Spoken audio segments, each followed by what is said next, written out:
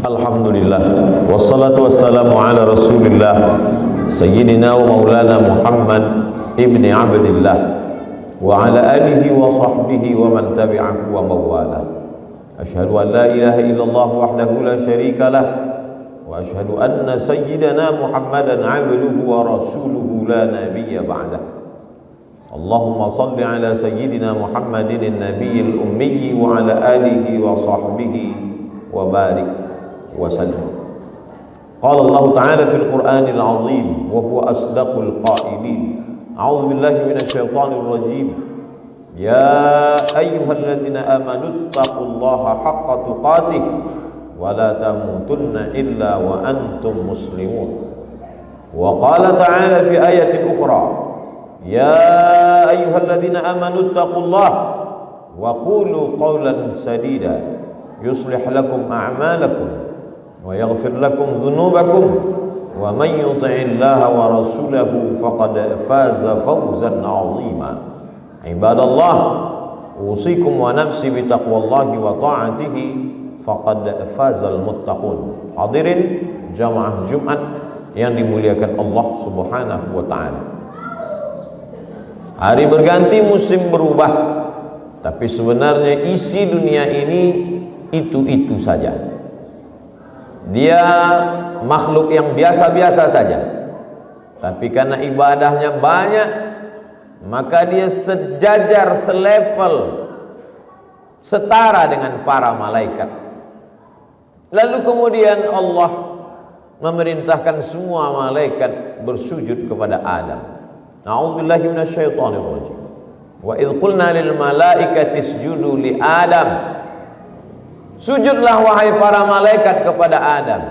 Fasajadu, semua bersujud, illa iblis, kecuali dia tidak mau bersujud kepada Adam. Dia bukan malaikat.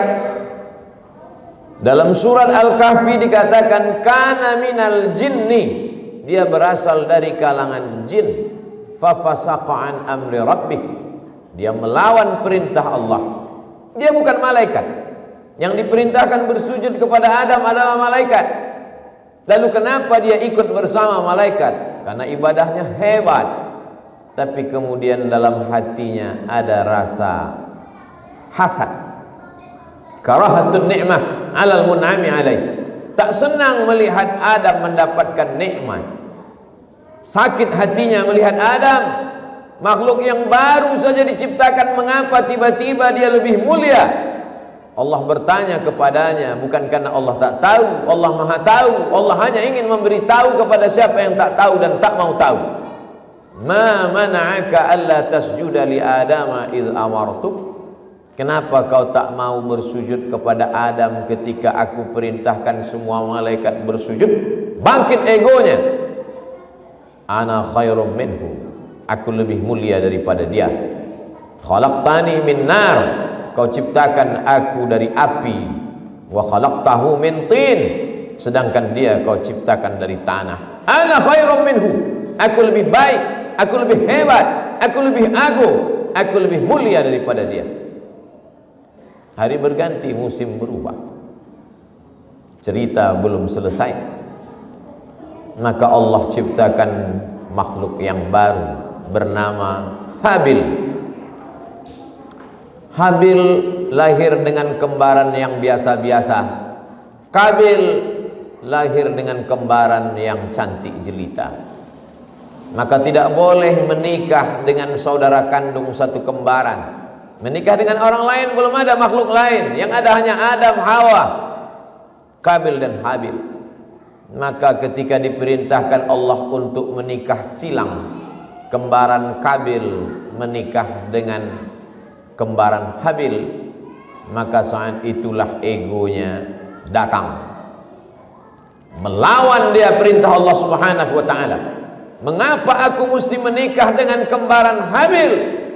Kenapa aku tidak menikah dengan kembaranku yang lebih cantik, yang lebih baik, yang lebih bagus, yang lebih rupawan? Melawan perintah Allah Subhanahu wa taala. Dia ambil batu besar, dia timpakan ke kepala Habil. Apa kata Habil? la imbasatta ilayya yadaka litaqtulani ma ana bibasiti yadiya ilaika liaqtulak. Kau timpakan batu besar itu ke atas kepalaku, wahai saudaraku Qabil, aku tidak akan membalas. Inni akhafullah, aku takut kepada Allah Subhanahu wa ta'ala. Dia tidak membalas bukan karena dia lumpuh, dia tidak membalas bukan karena dia lemah. Inni akhafullah, aku takut kepada Allah Subhanahu wa ta'ala. Cerita berlanjut. Qabil khilaf, Qabil silap, Qabil membunuh Habil. Setelah dia membunuh saudaranya itu, man qatala nafsan bighairi nafsin aw fasadin fil ardi faka'annama qatala an-nasa jami'an. Maka sejak itu, siapa saja yang membunuh di atas dunia ini, Qabil mendapat limpahan dosa jariah, karena dialah sumber inspirasi pembunuhan pertama kali, dan dia dianggap membunuh semua manusia. Lalu kemudian selesaikah cerita di atas dunia? Tidak. Cerita itu berlanjut. Qabil sang pembunuh pertama itu ternyata merasa lemah. Dia tidak tahu bagaimana cara menanam, mengkebumikan Habil. Faba'afallahu ghuraban liyuriyahu kaifa yuwari sawata akhi. Allah kirimkan seekor burung gagak memberikan contoh bagaimana mengubur saudaranya. Qabil mengamati, oh begitu ternyata cara mengubur. Akhirnya dia pun menguburkan Habil, dan dia termasuk orang yang menyesal. Sejahat-jahatnya Qabil, dia masih membunuh dan dia mengubur saudaranya. Sejahat-jahatnya Qabil, dia membunuh dan setelah itu dia menyesal. Tapi anak cucu Qabil lebih kejam. Sesudah membunuh, dia tidak ikut menguburkan. Sesudah membunuh, dia justru membuat fitnah. Setelah membunuh, tak ada rasa menyesal dalam hatinya. Karena jabatan, karena kekuasaan, karena dunia yang hanya setengah sayap nyamuk. Dunia belum selesai. Dunia terus berlanjut dengan cerita-cerita yang baru. Hari berganti, musim berubah. Datanglah seorang laki-laki yang gagah perkasa. Semua dunia tunduk di bawah tapak kakinya, dan dia berkata, Arabbun ghairi, adakah Tuhan selain aku? Sampai pada puncak kekuasaan dia berkata dalam hatinya, akulah Tuhan. Dan setelah itu dia bertanya, Arabbun ghairi, adakah Tuhan selain aku? Semua orang takut kepadanya. Semua orang bersimpuh sujud. Tak ada satupun makhluk yang berani menjawab, ada dia, Allah selain engkau. Yang berani hanya seorang laki-laki bernama Ibrahim alaihissalam. Untuk menyembah Tuhan yang besar bernama Namruz itu, maka dibuatlah patung-patung berhala sebagai perantara. Ibrahim alaihissalam walaupun sendiri dia gagah berani, karena dia merasa bersama dengan Allah. Semua makhluk kecil di hadapannya. Jika kau bersama dengan Allah, maka kebesaran Allah menghilangkan rasa takut dari dalam hati. Ketika penduduk kampung pergi memetik hasil kebun, Ibrahim alaihissalam menghancurkan berhala-berhala sembahan perantara antara rakyat dengan Tuhan Raja Namruz yang gagah perkasa itu. Setelah pulang mereka tahu, tanpa mencari orangnya mereka sudah tahu, karena memang kebenaran hanya dipegang satu orang. Mudah menuduh, mudah mencari fakta dan data, karena memang hanya satu yang berani berkata benar. Mereka tangkap Ibrahim, mereka tanya, mereka interogasi, a anta fa'alta hadza bi alihatina ya Ibrahim? Engkaukah yang mudah melakukan ini kepada tuhan-tuhan kami, menghancurkan patung-patung kami, meluluhlantakkan berhala-berhala kami? Ibrahim dengan ringan menjawab, bal fa'alahu kabiruhum hadza. Yang melakukan ini bukan aku. Yang melakukan ini patung yang paling besar. Ibrahim menggantungkan kampak di leher patung besar itu. Kata Ibrahim, fas'aluhu in kanu yantiqun. Kalau kalian tidak percaya, tanyalah patung-patung itu. Kalau memang mereka bisa menjawab. Ibrahim sedang menggunakan akalnya. Kalian sembah patung yang tak bernyawa, tak dapat berkata-kata, sedangkan membela dirinya saja dia tidak mampu, apalagi membela kalian. Menolak mudarat dari dirinya saja dia tidak sanggup, apalagi menolak mudarat dari kalian. Ternyata orang yang punya kekuatan itu otaknya lemah, fisiknya kuat, tapi otaknya tidak mampu menjawab argumentasi Ibrahim alaihissalam. Memang sudah menjadi tradisi orang dari dulu, kalau kalah otaknya, ototnya akan bangkit. Mereka kumpulkan kayu-kayu kering, harriquhu, bakar dia. Karena kalau kita ajak berdebat, kita ajak menggunakan pikiran, kita tidak akan pernah menang. Inilah masanya kita pakai kekuasaan, kita pakai kekuatan kita, bakar dia, habisi dia, bunuh dia, supaya tenang kita di atas muka bumi ini.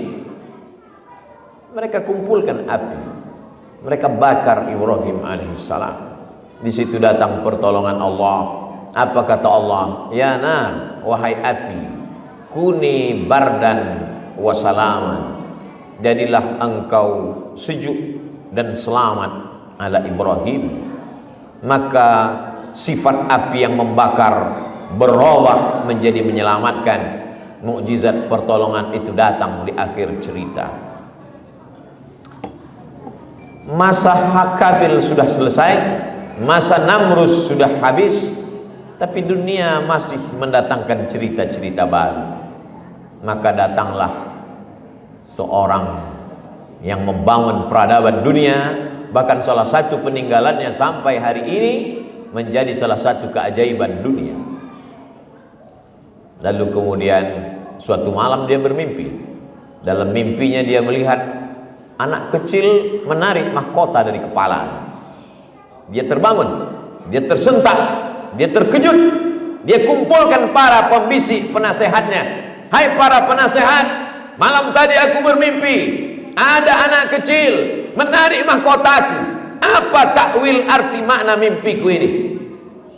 Kata penasehatnya, tahun ini lahir sesosok anak bayi dan dia akan merampas kekuasaanmu. Laki-laki itu bernama Fir'aun. Dia merampas kekuasaanmu, Fir'aun. Fir'aun ketakutan. Takut Fir'aun hanya 10%. Ketakutannya lebih gila setelah mendengar pembisik-pembisiknya. Ternyata Fir'aun yang gagah perkasa itu ketakutan bukan dengan sosok jasad tubuh manusia. Dia takut dengan mimpi melihat anak kecil. Melihat anak kecil dalam mimpi pun dia takut. Bayangkan ketakutan di ambang batas ketakutan manusia. Hari berganti, musim berubah. Apa yang dilakukan oleh Fir'aun? Semua anak-anak kecil yang dikhawatirkan akan menjadi orang besar, yang ditakutkan akan merampas kekuasaan, mengambil mahkotanya, bunuh. Yudzabbihuna abna'akum wa yastahyuna nisa'akum. Anak laki-laki potong, sembelih, bunuh, habisi. Anak perempuan biarkan, karena mereka tidak akan melawan. Tapi Allah punya cerita begitu indah. Wa auhayna ila ummi Musa, kami kirimkan pesan kepada ibu Musa, an ardi'i, susukan anakmu. Fa in khifti alaih, kalau kau takut anakmu itu akan disembelih, fa alqihi fil yammi, hanyutkan dia ke sungai Nil. La takhafi, jangan kau takut, wa la tahzani, jangan kau sedih. Inna radduhu ilaik, nanti kami akan kembalikan dia kepada engkau. Wa ja'iluhu minal mursalin, kami jadikan dia salah satu dari nabi-nabi dan rasul-rasul yang kami utus. Apa yang terjadi kepada Musa alaihissalam? Musa selamat. Dipukulkannya tongkatnya kataudil azim. Dua sisi sungai Nil menjadi bukit yang besar. Lewatlah 600.000 orang Palestina menuju bumi yang dijanjikan Allah Subhanahu wa taala. Ketika itu apa yang terjadi pada Fir'aun? Falamma adrakahul gharaku, tenggelam dia. Di saat tenggelam itulah baru dia tersadar, barulah dia tahu, dan dia mengaku amantu bi Rabbi Musa wa Harun, aku beriman dengan Tuhan yang ditembah oleh Nabi Musa dan Harun. Tapi saat itu penyesalan tak lagi bermakna. Innallaha la yaqbalu taubatal abdi, Allah hanya menerima taubat seorang hamba. Innallaha yaqbalu taubatal abdi, Allah hanya menerima taubat seorang hamba qabla an yugharghir, sebelum gharah-gharah. Kalau sudah gharah-gharah, nyawa di tenggorokan, tertutuplah pintu taubat kepada Allah Subhanahu wa taala. Fir'aun hanya takut pada mimpinya. Tapi orang zaman modern lebih gila, dia takut pada mimpi orang lain. Orang lain pun tidak boleh bermimpi, mimpi pun dilarang. Aneh bin ajaib. Tapi memang begitulah manusia. Selesaikah cerita dunia? Belum. Hari berganti, musim berubah. Berjalanlah Nabi Isa alaihi salam di tengah pendeta Yahudi. Nabi Isa bertanya, wahai para pendeta Yahudi, mengapa ikan ini mati? Mengapa ikan ini busuk?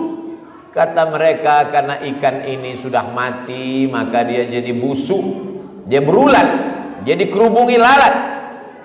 Kata Nabi Isa alaihi salam, ikan ini busuk bukan karena dia mati, tapi karena garam tidak asin lagi. Tersinggung pendeta-pendeta Yahudi. Dikatakan bahwa dia mati, buktinya ada ikan yang tidak busuk. Lalu kenapa ikan itu membusuk berulat? Karena garam tidak asin lagi. Yang dimaksud Nabi Isa alaihissalam, garam tidak asin adalah ulama-ulama yang jahat, yang tidak lagi bisa menyelamatkan umat dari lalat, dari ulat yang membusukkan ikan. Tersinggung pendeta Yahudi, marah mereka kepada Nabi Isa alaihissalam. Tentara menangkap Nabi Isa alaihissalam. Ada satu di antara murid itu yang menjadi pengkhianat, namanya Yudas Iskariot. Hanya karena dengan 300 keping uang emas dia hilangkan kehormatan dirinya. Allah membantah, wa ma qataluhu, mereka tidak berhasil menangkap Isa. Wa ma salabuhu, mereka tidak berhasil menyalib Isa. Walakin syubbiha lahum, tapi ada orang lain yang wajahnya diserupakan dengan Nabi Isa alaihissalam. Itulah murid pengkhianat. Seorang pengkhianat hukumannya hanya layak untuk mati di palang salib. Itu yang terjadi. Hari berganti, musim berubah, cerita dunia belum berganti. Masih antara kebaikan dengan keburukan. Datanglah Sayyidina wa Maulana Muhammad sallallahu alaihi wasallam. Mereka sayang kepadanya. Mereka yang menggelarnya Al-Amin, orang yang amanah, orang yang jujur, orang yang baik, orang yang dermawan. Ketika dia menjadi nabi, mereka bingung mau memperoloknya dengan apa. Karena 40 tahun hidup bersama mereka, mereka yang menggelarnya orang baik, mereka yang menggelarnya orang jujur. Namanya Muhammad, terpuji. Gelarnya Al-Amin, jujur dan amanah. Muhammad Al-Amin. Maka mereka bingung untuk merubahnya. Di mana makhluk yang terpuji dan amanah itu? Sebusuk-busuk hati mereka, sejahat-jahatnya mulut mereka, mereka tetap mengatakan, di mana orang terpuji dan amanah dan jujur itu? Karena memang dari kecil mereka menggelarnya Al-Amin. Kesombongan dan keangkuhan mengalahkan hati nurani mereka. Akhirnya mereka memerangi Muhammad sallallahu alaihi wasallam. Tapi Allah memenangkannya. Kalau sudah Allah memenangkan engkau, la in ijtama'atil ummatu, berkumpul orang satu dunia, ala ayyadurruka bi syai'in, untuk memudaratkanmu, untuk membunuhmu, untuk memenjarakanmu, untuk mencabut nyawamu, la yadurruka illa bi syai'in qad kataballahu alaik. Mereka tidak akan mampu memudaratkanmu kecuali memang sudah ditetapkan Allah subhanahu wa ta'ala. Kalaupun kau mati syahid. Kalaupun kau terluka, kalaupun kau terpenjara, maka kau tetap mulia dalam catatan para malaikat. Mereka tetap hina karena mereka memperturutkan hawa nafsu dan melawan kuasa Allah Subhanahu wa ta'ala. Berakhirkah cerita dunia? Belum. Kita tinggal memilih apakah masuk dalam kelompok Adam atau kelompok iblis, apakah ingin masuk dalam kelompok Habil atau menyatu dengan kelompok Kabil, apakah ingin bersama Namrus atau justru berpegang kepada Ibrahim, apakah ingin bersama Fir'aun atau ingin bersama Musa, apakah ingin bersama Muhammad sallallahu alaihi wasallam atau bersama di neraka jahanam bersama Abu Jahal, Abu Lahab dan musuh-musuh Allah Subhanahu wa ta'ala. Barakallahu li wa lakum fil Qur'anil azim wa nafa'ani wa iyyakum bima fihi minal ayati wadh-dhikril hakim wa taqabbala minni wa minkum tilawatahu innahu huwal ghafurur rahim.